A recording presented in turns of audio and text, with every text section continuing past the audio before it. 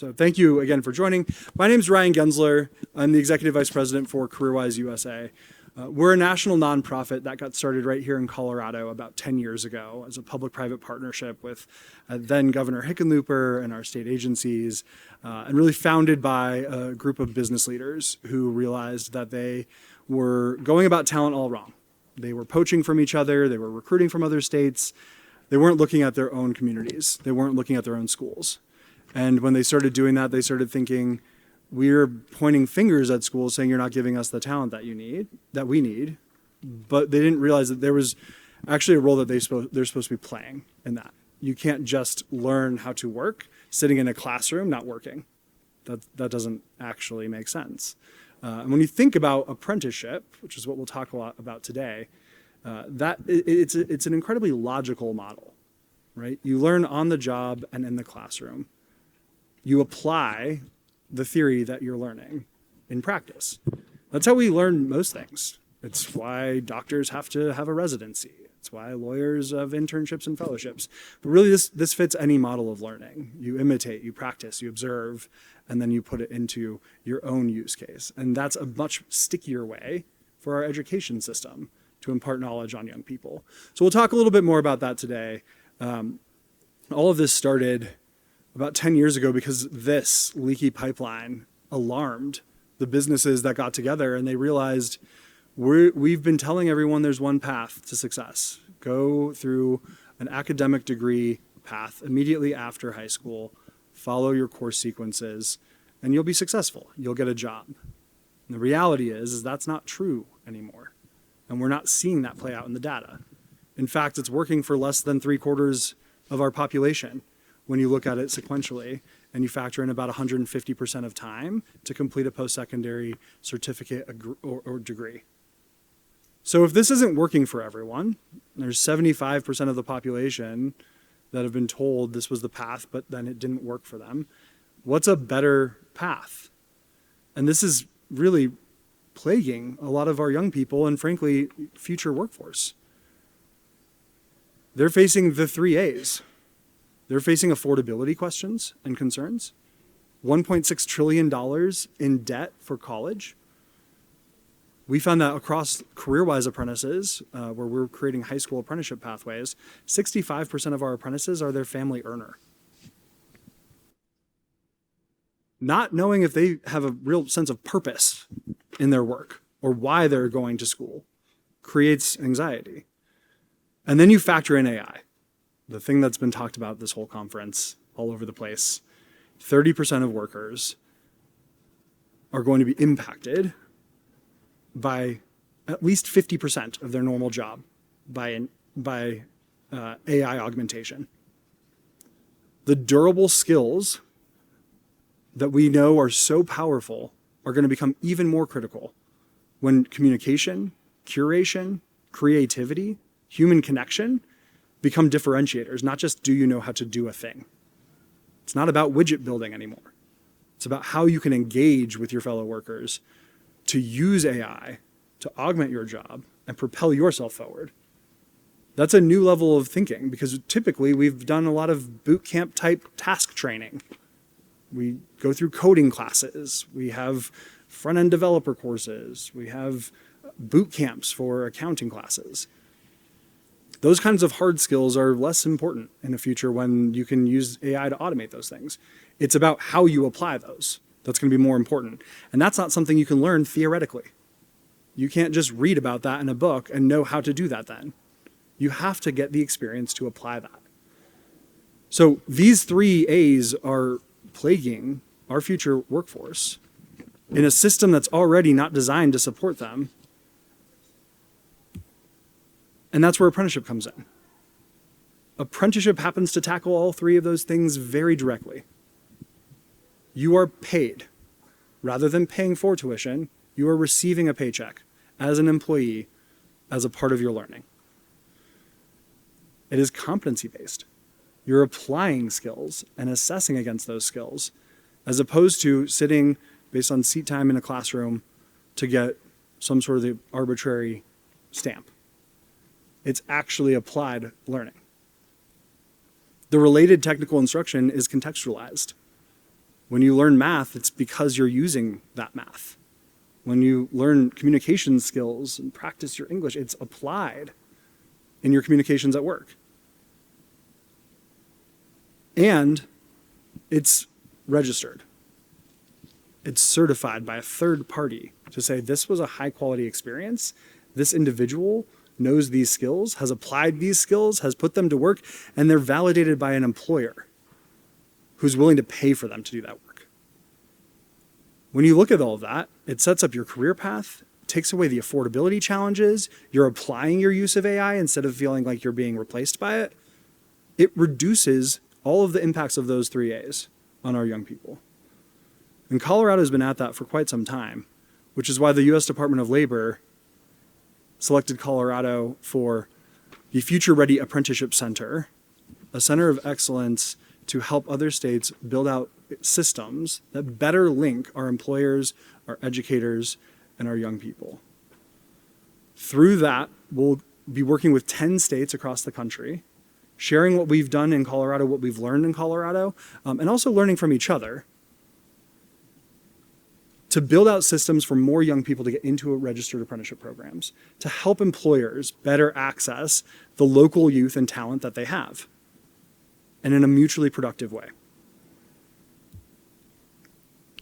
You can see the 10 states here. I'm very excited that Alabama is one of them who's joining us on the panel shortly.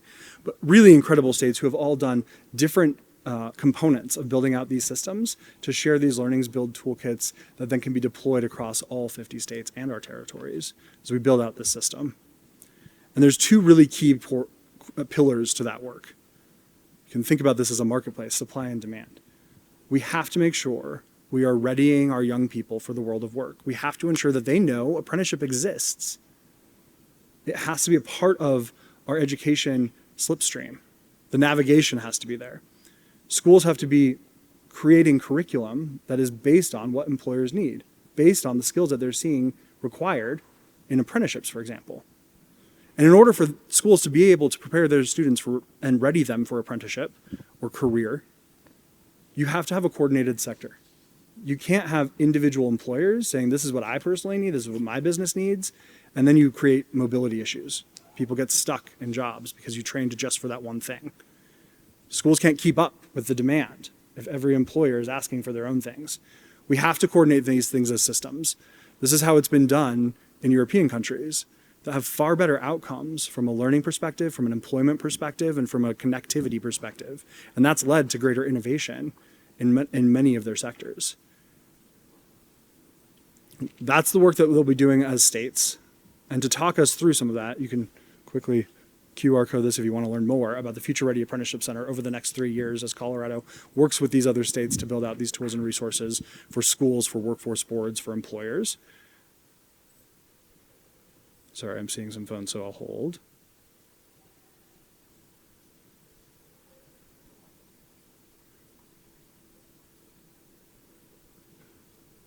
And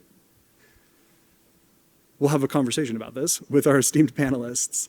I'm very pleased to be joined by Casey Coghlan from the Associate General Contractors of Colorado to talk about how employers are engaging with the education system. Meredith Smith, the director of the Office of Apprenticeship for the state of Alabama, who's come in to talk about how they've connected their community college system and their apprenticeship system to create more seamless paths for young people. So you're not choosing learning or earning, you're doing both. And Kelly Folks, who's been leading this work in Colorado as the director of our employment and training system and is the lead for our Future Ready Apprenticeship Center cooperative agreement with the Department of Labor. Join me in welcoming our panelists.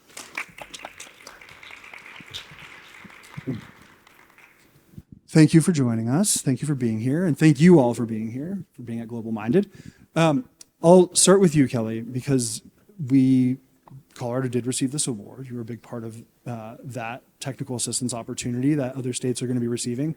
And a lot of this has been because Colorado's, for the past decade or so, passing policy that helps align our education system with workforce needs, with employer needs. Recent legislation has passed that is set to create further alignment of our workforce and post-secondary systems. Can you tell us a little bit about Colorado's journey and why this strategy is important, why workforce and education come together is important for Colorado? Sure. Thank you. Again, welcome everyone. Colorado, I think, has been one great thing about Colorado, I'll start with, is that I do think that we all work, like many states, diligently to work cross-collaboratively together and figure out how can we essentially create infrastructure within the state, across the state, that is going to be best for serving our earners, learners, job seekers, and our business and industry. And so it really started, it's been working for a long time, but recent legislation that I think has really moved the needle, and I'm going to reference my numbers so I give you all the exact right ones. But in 2024, it started with essentially Senate Bill 24104. So if you want to take notes, it's Senate Bill 24104 that you can look up, and that's all you have to say is Colorado Senate Bill 24124. And that was really to start to align CTE, so the technical education, right? The CTE programs with apprenticeship within Colorado. And so that was one of the first big pieces of legislation, I think, that said, hey, let's put the money where the mouth is, right? Like let's make sure we're actually moving forward and making sure we're actually seeing progress with this and driving towards this change. And that law ultimately makes sure that it mandates the Colorado Department of Labor and Employment to really work with the community college system within Colorado to ensure that we're aligning the CTE programs with the apprenticeship programs, that we're making sure that happens. The second bill that was passed was Senate Bill 24143. And that was really around quality credentialing and quality credentials with apprenticeship, right? So that was to make sure we're now not just looking at credentials from the education standpoint in the traditional education system, but to really look at that we're building credentials and credentials of quality and a credential quality framework within the apprenticeship models within Colorado. And that really makes sure that we're integrating, like I said, that statewide framework for job quality and credentialing, as Ryan was kind of speaking to, with apprenticeship, with registered apprenticeship. The next bill that was passed was House Bill 25-1221. Again, House Bill 25-1221, because I see a few people taking notes. That was to essentially make sure that apprenticeship could become, that you could get an associate degree with apprenticeship, right? So as you're getting these on-the-job skills, and you're doing that RTI, that all of that registered training, right, that you're making sure that it's going to count towards also associate degrees. And so this authorized technical colleges within Colorado to make sure, and we started with Emily Griffith, which is one of our technical schools in Colorado. We started with them to say that they would build a formal applied science associate degree in partnership. And so we continue to do this work. I said 24, right? 2024. It's 2026. So we continue to do this work very closely in partnership with CareerWise, obviously, because they really lead a lot of the national models with youth apprenticeship. So that's what started to build the framework for us to be able to get the future ready and be able to work with CareerWise to make sure that happens. This has happened through also building a state apprenticeship agency within Colorado. And so years ago, we were not a state apprenticeship agency. So we've also passed a lot of legislation, which I won't go through today with you all, because that's kind of boring. But all you'd have to do is look up Colorado legislation around Apprenticeship Colorado or state apprenticeship agencies, and you would see that we've also developed a state apprenticeship agency. Why would we do that? It was to really be able to work with our community partners, nonprofits, our education partners, but most importantly, our business and industry, to be more responsive to them, to be able to really move the needle and drive towards registering apprenticeships in non-traditional and traditional occupations more quickly, I should say, right? Because now we get to work with those folks within We call it Apprenticeship Colorado. We don't call it the State Apprenticeship Agency, but within Apprenticeship Colorado, to really truly make sure that we can be responsive to business needs, make sure that we're connecting the dots and aligning especially for our youth, right, that are coming up through the systems. Our most recent, and I don't even have to look at my notes because I live this every day right now on that one. Our most recent bill that passed is House Bill 26 this year. So House Bill 261317. And that is to reimagine essentially the workforce and talent development post-secondary ecosystem, right? So it's to look at how do we really build a partnership between higher education, workforce, and talent development within the state of Colorado. And so what it really drives towards is looking at taking any divisions, offices, programs that exist in the Colorado Department of Labor and Employment and Training being one of them that I am over, along with our Colorado Workforce Development Council, our Apprenticeship Colorado, obviously, also our some of our offices, our Office of New American, our Disability Office. It's to anybody that basically touches workforce development, right, and talent development in Colorado that sits in the Department of Labor. It's to take those divisions, units, offices, and to connect them with the higher ed, the Department of Higher Ed, and to create a new department within Colorado. And so the goal is that we will then be better able to align what is happening within the higher ed system along with the workforce and talent development ecosystem to have one hopefully streamlined approach for our businesses and industry and also for our earner learners within Colorado.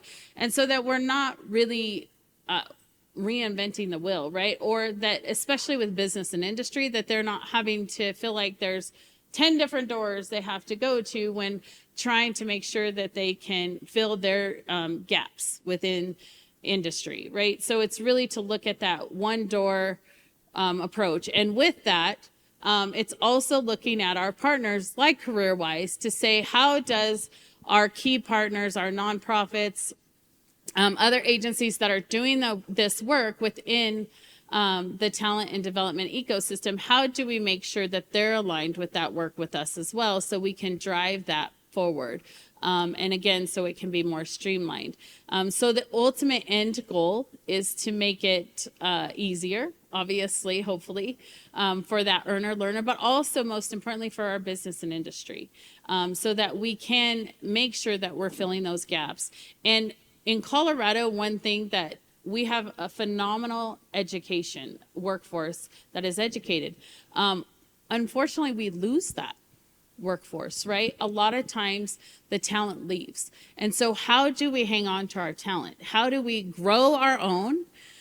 We have all these wonderful smart kiddos and adult learners. How do we grow our own and keep them here for our business and industry, and that we don't have to bring them in or bring in exports from other states? Not that we don't like you if you've come from another state, but we want to also grow our own, right? We want to continue to grow our own and provide opportunity, especially to our students, right? And make sure that if they're not that traditional learner that's going to go on to college for 4 years, which is okay, that's okay. How do we get them involved in apprenticeship? And I'd like to quickly, I'm going off route because I see students coming in. I have 3 kiddos, all young adults. And I tell this story on purpose because it's very, I would not, as a parent, I would not have, if I wasn't in the work world I'm in every day, really pushing apprenticeship, I don't know if I would have been so open to one of my kiddos going that route, right? And so I have a 25-year-old who went and got his undergrad in psychology and got his master's in business administration. He's following his path. He's doing his thing, right? Doesn't make a lot of money, but he's happy, right? And he's got student loan debt, right? I I have a 22-year-old that got her undergrad in marketing and comms in 4 years, and now she's not using it. God love her, but that's okay. She's off in Netherlands playing pro softball. Great. She's following her dreams, right? Be great if she sometime come back and uses that piece of paper, right? My third kiddo, 21 years old, was never gonna be college bound. I could see that when he was 12 or 13, when I came home and he had his what are those, electric scooters upside down on our back porch, and he was watching a YouTube video, and he was making sure he was going to fix that thing. And he did, right? Watching that YouTube video. He is now in an apprenticeship with Ford for automotive, and actually making more than a 25-year-old, right? And so I say that because there's a different path for every student. And so how do we, through the infrastructure we build, but the partnerships is so key. And how do we make sure that we're educating not just our business and industry and our students, but our parents, right? That's the key piece I think people sometimes forget. How do we educate our parents on the importance of apprenticeship and what apprenticeship can do for that student? So I'll get off my soapbox now and shut up and pass it over to someone else. But really, I think it starts with that infrastructure that Ryan alluded to make sure that we can connect those dots. I think it's such an important point, Kelly. These pathways should not be viewed with different levels of dignity, right? There's dignity in all of these pathways. It's about applying your own personal desire, your interests, your aptitudes towards where there's opportunity. And we need to celebrate every learner's path in that sense. It also requires employers to be willing to train. It requires employers to be willing to engage in the system. Meredith, you've done a lot of work in Alabama to make that as easy as possible for employers. What does it look like to meaningfully engage employers in the education and workforce system? I think it means making sure that we are moving at the speed of business. You know, I'm state government, and government moves really, really slow. But we used to be in the Department of Commerce, and then we got moved in a merger, kind of like what you guys have done. And our Department of Labor, that's rebranded Workforce, they're not used to moving at the speed of business like commerce was, but we will get there. I know that we will, but that is critically important, because in order to build those relationships with employers, you really need to, under promise and over deliver, so that you can build that trust. And that means showing up and moving at the same speed that they're moving, being consistent.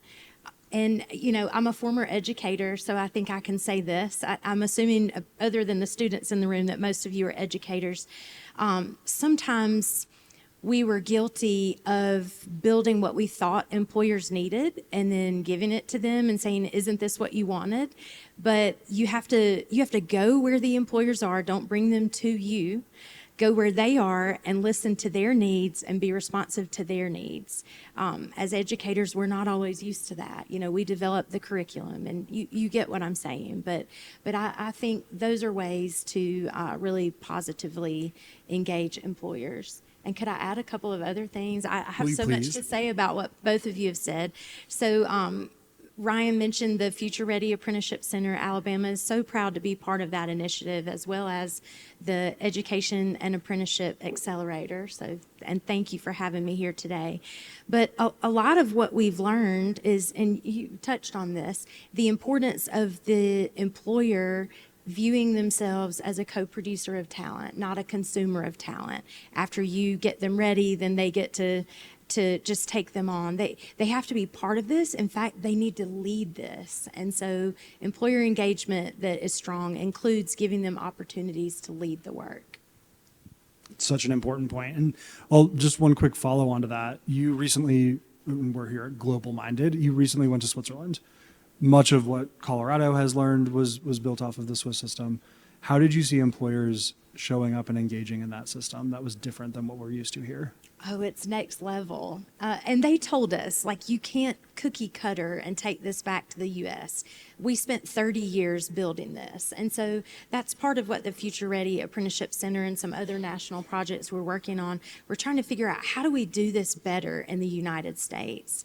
So definitely the employer is in the driver's seat. And my other takeaway was, everyone goes to public school, and I probably am getting this a little bit wrong, but this is what I can remember. Everybody goes to public school till 9th grade, and then you go straight to the university if you want to be a researcher or a teacher.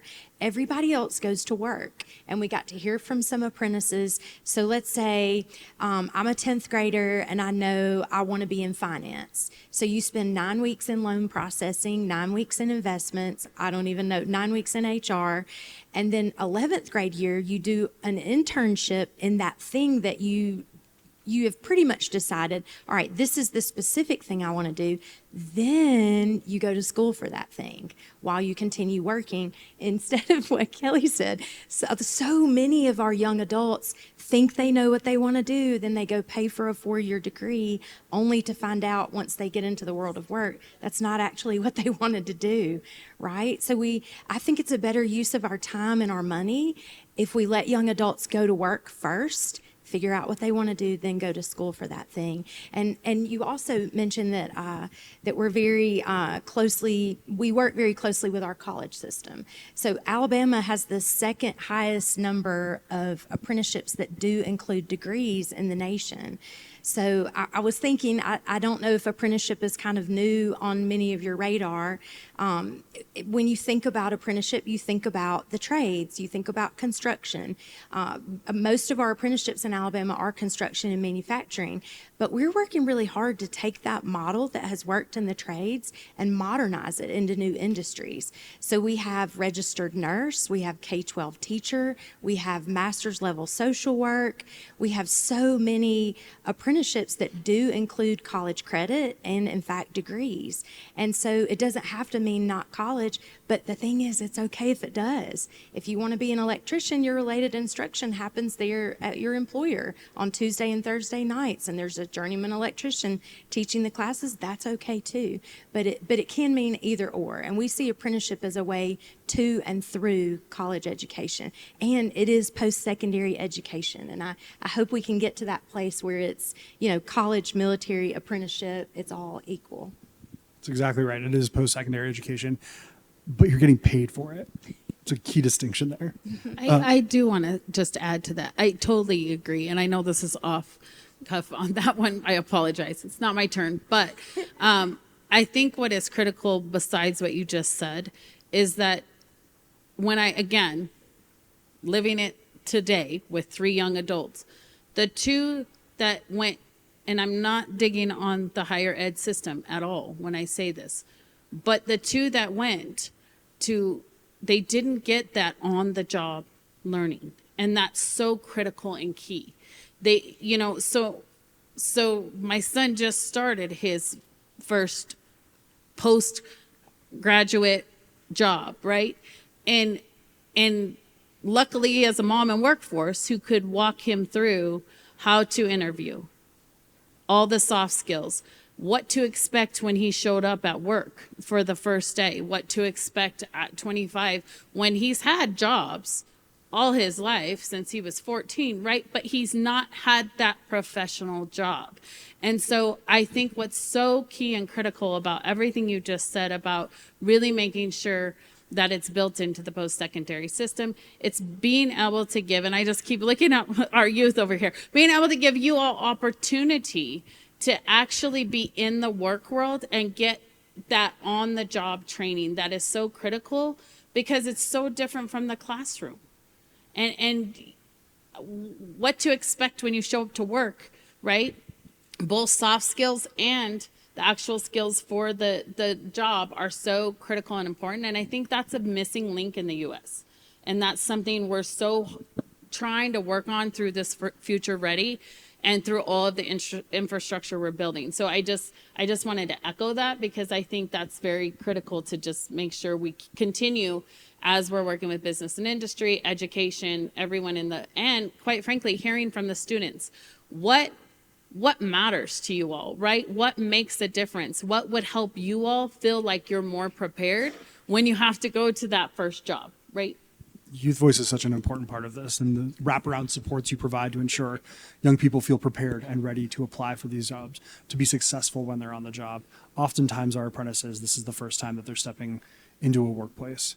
I remember one time we had apprentices in New York City at JP Morgan Chase headquarters, and security stopped them and didn't let them in the building because they thought that they were just kids that were going to run amok, and they didn't realize that they were employees. And you have to realize that you're going to have to face some of that. And how do you break through that? How do you not let that be the thing that stops you from getting to that top floor that you know you deserve? How do you move past that? And how do we train the employers to be receptive to that change? There's a lot of employer training that has to go along with this. And Casey, you're doing an incredible amount of work bringing employers together, sometimes competitors, often competitors coming together and saying, we're in this together. If any one of us doesn't have a talent pipeline, this economy doesn't work. We don't have a reason for our business to be here. Can you talk a little bit about how you've conveyed the message to these employers that they need to work together and that it's valuable to work with their education system? Maybe the Bridge program is something you can go into. Hi, everyone. Thank you for being here with us. One of the projects that I've been working on in the last year was writing a report about the apprenticeship landscape of Colorado. And we have 10,000 registered apprentices here, and about 4,000 of them are electricians. So that was an easy occupation to choose in terms of how we could be impactful, but how we could also get a lot of data, right? And maybe make some changes and move some things forward. And so with this report, one of the recommendations has been to strengthen the connective tissue that's between employers, which is industry, and the CTE system. And what we've been able to do in conjunction with the State Apprenticeship Agency Office and their CTE Registered Apprenticeship Group, which is a task force of all different kinds of people who are working in apprenticeships. And what we've done is brought employers to the table, right? We know this all has to be industry-led. In registered apprenticeships, what happens is there's a sponsor, an employer, and a teacher. And sometimes you can be 2 and 3, but it doesn't work without the employer. So we always need the employer at the table. And what we've been able to do is create collaboration that's union and non-union. We're building a CTE curriculum that is influenced by a registered apprenticeship program and by their competencies that they need to do in order to be a first-year apprentice. And so what we're doing is all of the collaboration is working with industry, right? Educators are great. You guys are like the ants that show up at every recital. They're always involved in collaboration. They're wonderful. They've been at the table waiting for this. And now we have industry there, where industry can help influence what they're teaching. If we want to teach someone so they can receive a year of credit, which is called related training instruction in apprenticeship, but we want to be able to give them a year of credit as they begin their 4-year apprenticeship, that we've had the industry tell the teachers this is what they need to do and place those items in the curriculum. It's also been very empowering because now the instructors are not only able to teach the material to their students, but they're also able to say, this is what's going to make you a good employee. And the reason that we know that is because the employers told us that. So we've seen a lot of wonderful collaboration in bringing a lot of people to the table. And Ryan had shared a slide before about sector partnerships, right? One of the most important things in this group that we've done collectively, it's definitely industry driven, but we have a motor. We have someone responsible In this case, it's been the Association of General Contractors. A lot of times it's a group like CareerWise. We have qualified intermediaries throughout our apprenticeship ecosystem here that are designed to support any kind of movement and collaboration. And industry, they're at a lot of collaborations right now, and there's engagement fatigue, and we're asking a lot from people. The time is right to do it, but we're asking a lot. And a lot of times that qualified intermediary or third party, they can help move that forward in a neutral way. So then it's not one employer in a group of 7 employers that is leading the way, but it's someone that's bringing all of the employers together. So collaboration has been a really big key to that, but also having the right people at the table and the right structure. It's such an important point that if you don't bring people together around this concept and make sure that everyone has a shared vision for that, you end up having a bunch of fractured programs that don't necessarily add up to the same thing. I'm curious, and I'll ask this to the whole panel. In order for young people to see this as a viable path, in order for families to see this as a viable path, how do we need to change the way we think about career navigation and the role of counseling in schools? What does that look like in a future where this is more prevalent? I think we need to illustrate the pathways and be diligent about how we illustrate the pathways. Seeing apprenticeship as an option and not a default. That's what we're hoping to create in this collaboration, that apprentices who are studying in high school are going to see it as a continuum as they go into their registered apprenticeship. So I think just being mindful of how we illustrate the language of what the pathway looks like. And also let's brag about the outcomes. Let's bring in a 22-year-old that bought a house or a truck, or, that's what, when I was running a program, as soon as we had apprentices hired, we brought them back to their high schools to talk to the parents about the fact that this apprenticeship program, though it was in logistics, they were going to get their associate's degree totally paid for. So I think education to the parents and people like Kelly, your kids are in apprenticeships, right? Making sure that we share those experiences so we know that their success stories are out there and we can brag about them. So thanks for sharing that about your kids especially. I would just say, I think it's everything you've said. I would echo that. I think it's also what was said a little bit earlier too, right? It's really continuing to work towards in every state, trying to figure out how do we replicate, which will take years, that Swiss type model. How do we make sure that apprenticeship and opportunity for our youth is built in to that K through 12 system, right? How do we start with really making sure that the curriculum that's taught, that it's real world. It's actually not that algebra, again, I know there's educators in here, but how does algebra fit into a career, right? How does these different, what does that look like, right? What does it look like in an everyday? I hated math going through college and whatever else, and did anything to waited till my senior year to take it. I need it every day, right? I run over 50 federal grants, millions and millions of dollars. I couldn't see that as a 9th, 10th, 11th, 12th grade, or even in my years of college.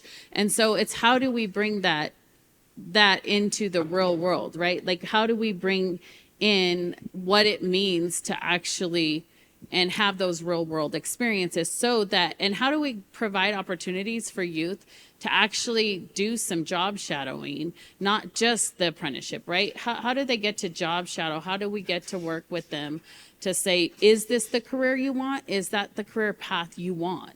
And so I think it's just continuing to work around how do we work with, again, what we're doing in Colorado. How do we connect the dots for education, CTE, workforce, and students? But it's, I think sometimes, again, you said it, right? We forget to get the business perspective, but also the student perspective. And so I just want to again stress that we're also focused on, okay, how do we make sure we meet business need? How do we make sure we get this credentialed? How do we do this? But we forget to ask the student, right? And so I think it's connecting all of those dots together and saying, what does this look like, and how can we make sure that there's a value add, not just for the business, but also for the earner learner, and then so on and so forth, right? So I think it's just continuing to look at that and figuring out how to connect those dots and getting that feedback, and building that framework and infrastructure, which will take time. I think, you asked kind of about the guidance counselors. I think awareness. Often there's just not awareness about this opportunity and what it means and the benefit, so that they're able to communicate that to the students, the parents, and the grandparents in a way that really matters. Lost my train of thought. I know I was going to add something else there. Awareness, communicating the message well, because, if you don't write your narrative, someone else will.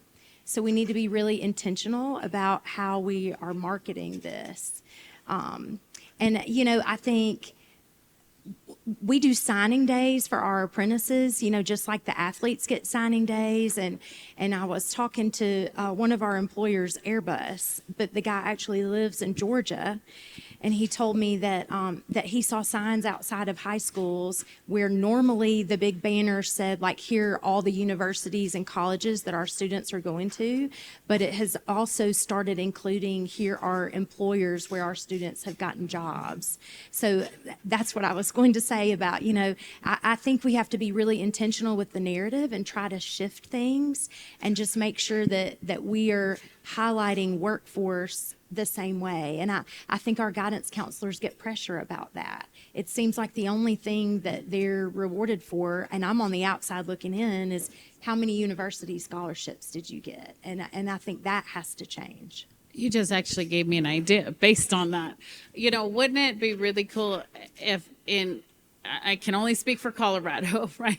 But wouldn't it be really cool if at the high school graduations, when they name off all of the scholarships that class got, right, to universities, if they also said, this is how many of our students already have an associate's. This is how, because they're doing learning and working, or this is how many have an apprenticeship already, and this is the ROI, right, for that. Because I think you're right, it's always focused, I think about that on, so maybe that's something we can continue to work on with our school system of, like, how do we show the impact of apprenticeship, but also just the impact of all of the students that are also getting associate degrees while they're already doing that continuous learning while they're in high school already. So I think it would be interesting to, sorry. I love that. No, I spark tonight. Finding ways to lift up and showcase these opportunities for young people. I was very fortunate to be in Alabama a couple months ago and watched a whole bunch of their engineering and manufacturing apprentices and students showcasing things that they built, things that they fixed, projects that they're working on in a crowd of 500 people, including Secretary of Labor and the Secretary of Education there. I think showcasing what young people are capable of, showcasing that they can be productive contributors to a business, that it's not babysitting, it's not charity, it's productive work. One last question for each of you to reflect on, and then if we maybe we'll have time for, if everyone's quick, an audience question would be great. Quickly, if we get this right in 10 years, what's different?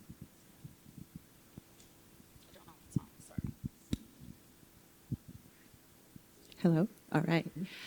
I feel like if we get this right, apprenticeship will be perceived as a strategy and not an option. It'll be perceived as a pathway to a high quality and high paying job with a trajectory. I think that in particular, the work that I'm doing, how I can influence that is we can continue to intersect jobs with curriculums, right? We can keep talking to the educators and reminding them what they're training the employers for. And then we can also create an experience for students where they view the training that they received in high school as just another ramp to do something different, not a big leap. So that by completing the 2 years of high school CTE, that when they start whatever their next step is, that they're going to be given recognition for that CTE. And then hopefully someone will be graduating, not just hoping that they're prepared, but they're going to be very well aware that they're prepared. So I'm going to just echo all that. And I think just add to, we've built an infrastructure where there is opportunity for the youth, and that we're also filling those gaps and needs for business and industry, that we're listening to business and industry's voice, and filling their talent pipelines, right? Essentially filling the pipelines. But at the same time, we're building career paths for our youth, an opportunity for our youth to be able to enter those career paths and have little to no student debt. I think that's the big thing that sets us apart from other countries we've seen. Switzerland, Germany, those different countries, they're completely invested in really truly building lifelong learners in and out of their system without debt, so that they can buy a house, so that they can buy a car, so that they can be successful, and not worry about how they're going to pay those student loans. And so I think a success for me is that we've built that infrastructure where there's no wrong door for a student, but that the student, and that we're meeting the needs of business and industry, but that the student also does not have debt coming out. So I think for me, it's something I already mentioned, for apprenticeship to be viewed as equal to the other pathways, but also just an increased number of work-based learning opportunities for high school and college students. You know, as an educator, your final semester is your student teaching. And it never occurred to me that other majors sometimes have absolutely no work-based learning, and they get a degree before they've ever been out in business and industry. That blows my mind. And so I think we've got to do a better job of embedding opportunities like that in education. Well said and important. We do have time for one question from the audience if anyone has one. Yes.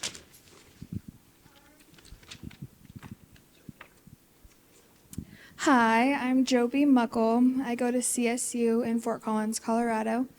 And I just want to know how you measure environmental impact or sustainability outcomes in your programs. Like, do you measure that at all? Does anybody want to? Working at the state, I can tell you everything is measured, and performance is always, for every federal funding stream we receive, there's performance hooked to that.